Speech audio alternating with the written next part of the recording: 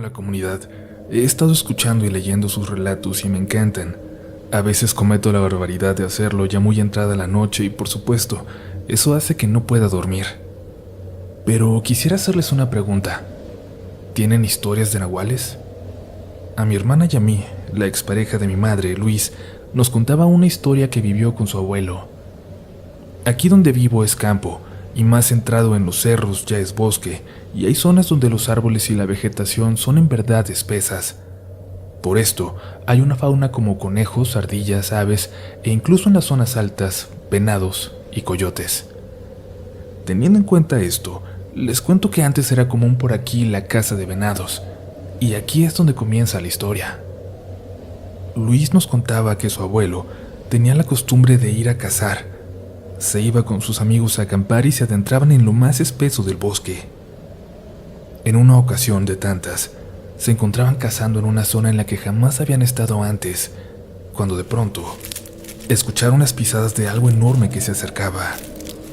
Se agacharon y muy despacio empezaron a caminar sin hacer un solo ruido, hasta que entre los árboles y la poca luz lograron ver un venado enorme con unos cuernos impresionantes. Era una criatura muy imponente.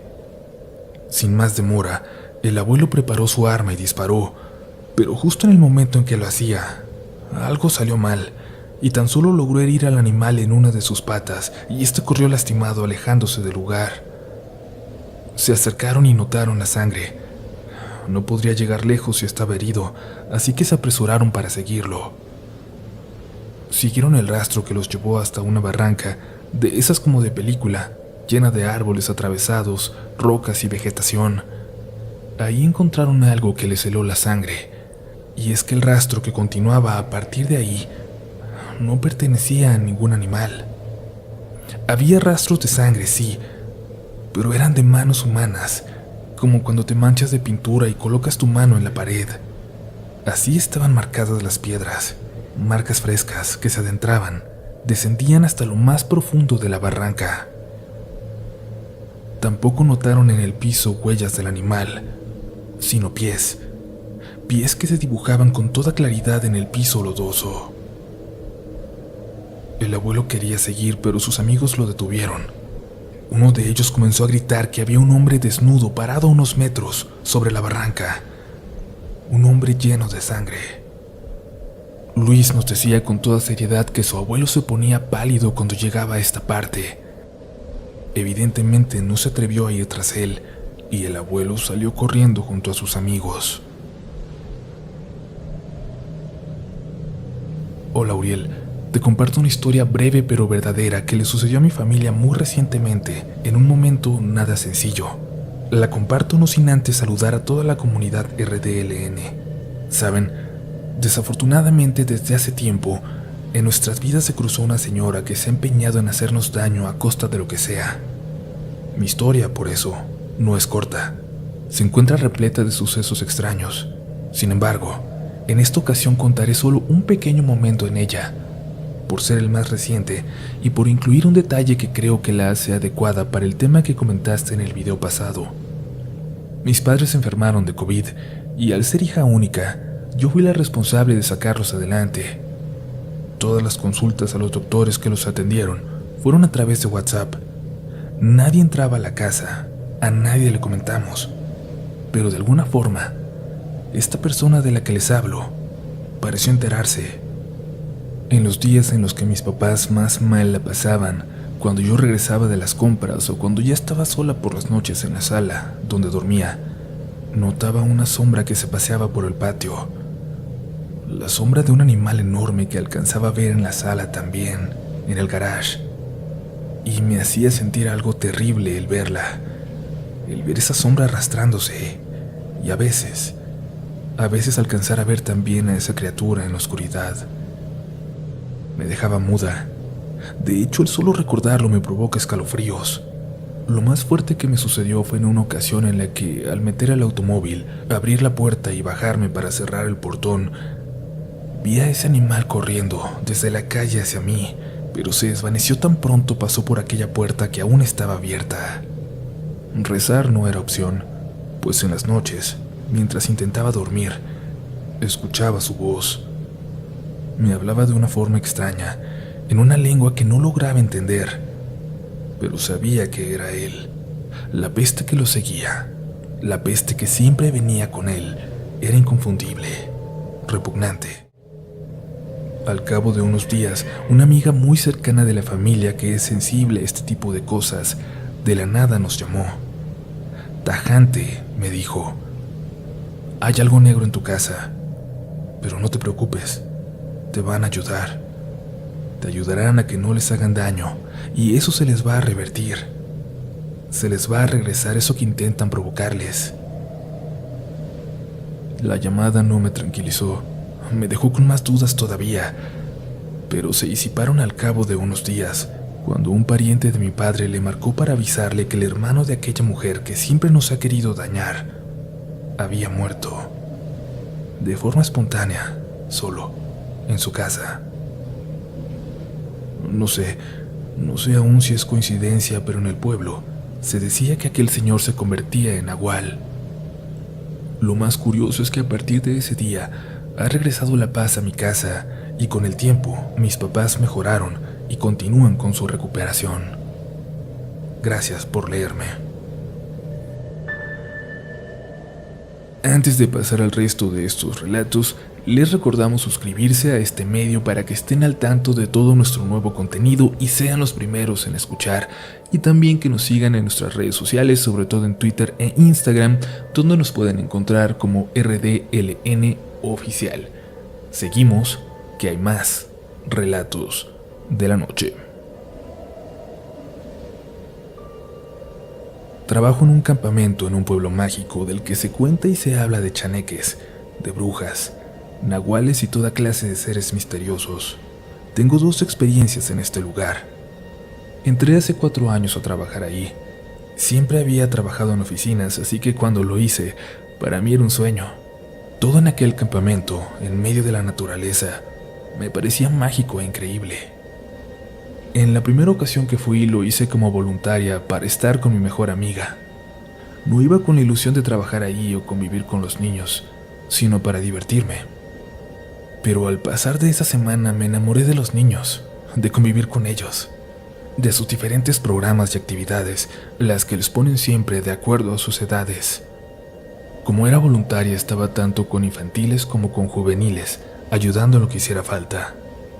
Recuerdo bien que desde el lunes que llegamos al campamento, los infantiles querían que les contáramos historias de terror, pero para no sugestionarlos para el resto del campamento, para no asustarlos, decidimos no contarles nada.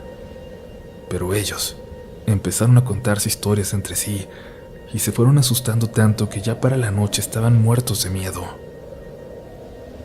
La última noche se les hace una ceremonia donde, entre otras cosas, se les dan palabras de aliento para que sean mejores personas, con mejores valores y todo esto. Es muy bonito, porque durante la semana afloran muchos sentimientos muy personales.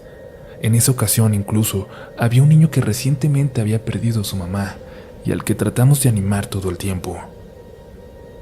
Durante la ceremonia yo estuve dando apoyo. Esta se hace niño por niño, de forma personal. Estábamos por terminar, nos faltaban 2 niñas, cuando aquel niño del que les hablo comenzó a llorar. Un compañero y yo nos acercamos para ver qué le pasaba y nos dijo: siento que mi mamá está aquí, pero está muy molesta, nos quiere matar. Yo levanté la cara para ver a mi amiga, la que estaba a cargo, y es que no sabía qué hacer, cómo proceder en este momento. Fue entonces cuando vi que ella se quedó viendo a un punto fijo, frente a ella, detrás de los niños sentados, detrás de mí. Específicamente miraba a un árbol que no mide más de 30 centímetros de grueso. Su cara, la cara de mi amiga, me aterró, más que lo que había dicho aquel niño. Volteé hacia donde ella veía, al árbol, con todo el miedo del mundo. Vi como una señora salía, literalmente del árbol. Era como una sombra, con el cabello largo, sus manos, su vestido. Todo era negro. Toda era ella de color negro profundo. Mi amiga gritó: abrazo grupal, y todos los niños se abrazaron. y con señas me dijo a mí que quitara las antorchas que se colocaban para alumbrar. Salimos por el lado contrario de donde estaba esa cosa y por suerte, creo que los niños no la notaron. Ninguno dijo nada o hizo comentario al respecto. Esa noche le comentamos a las cocineras lo que había pasado. Ellas son del pueblo y nos dijeron que cuidáramos mucho a los niños esa noche que nos quedaba. Que eso que vimos era un nahual, una criatura que buscaba alimentarse de la inocencia, de la pureza de los niños, y que seguramente rondaba desde que se contaron historias de terror, atraída por el miedo en ellos. Mi segunda historia ocurre de nuevo en este lugar, en una etapa en la que ya estaba enamorada del campamento y ahora trabajaba como consejera de los jóvenes que están al cuidado de los niños y llevando sus actividades. En esa ocasión nos tocó la visita de un colegio. Eran pocos niños y llevaban a 2 maestras, por lo que solo estábamos 2 consejeros. Mi compañero tenía mucho más tiempo que yo ahí, tenía más experiencias y sabía mucho más de aquel lugar. Al finalizar el día, después de la fogata, fuimos a dejar a los niños a las cabañas y les dimos las indicaciones generales para las actividades del día siguiente. Ya camino a nuestras cabañas, pasamos por un espacio que da hacia el río. Ahí hay un sendero, una bajadita, muy cerca de donde me habían asustado la vez anterior. Había muchas luciérnagas esa noche, miles, y mi compañero y yo nos quedamos embobados. Nos sentamos solo para verlas. Aquella visión era mágica. Pero en un momento todas se apagaron y se escuchó un golpe en el cerco, en la malla ciclónica que rodea el campamento cerca del río. Se escuchó como si algo enorme se hubiera estrellado en ella, pero no se veía nada. Recuerdo las palabras de mi compañero que muy asustado me dijo: «Tenemos que irnos, porque puede ser el diablo». Yo entre una risa, no sé si nerviosa, y el miedo, le dije que estaba bien, pero con toda la calma del mundo, y es que quería saber qué era aquello que escuchamos. De pronto escuchamos algo, un sonido como de un cerdo, y salimos corriendo tan rápido como podíamos mientras escuchábamos cómo algo nos seguía de cerca. Entramos deprisa a nuestras cabañas, sintiendo como esta cosa casi nos soplaba en la espalda. La cabaña de mi compañero estaba justo al lado de la mía. Recuerdo cómo me gritaba desde la suya que por ningún motivo fuera a abrir la puerta. No miento, toda la noche escuché que algo golpeaba a la puerta de mi cabaña. Cuando amaneció nos dimos cuenta de que estaba muy rasguñada y los de mantenimiento me dijeron que había sido un nahual, sin duda, lo que nos siguió la noche anterior. Y déjenme decirles que los de mantenimiento y los de cocina, que son de ahí, de ese lugar, nos cuentan que para que un nahual sea un nahual, solo hay 2 formas: ser maldito por algún brujo u otro nahual el día de tu nacimiento, o por herencia. Ese lugar, ese campamento, es un espacio que todo el año está verde, ni en sequía se marchita. El pasto, los árboles, siempre están verdes.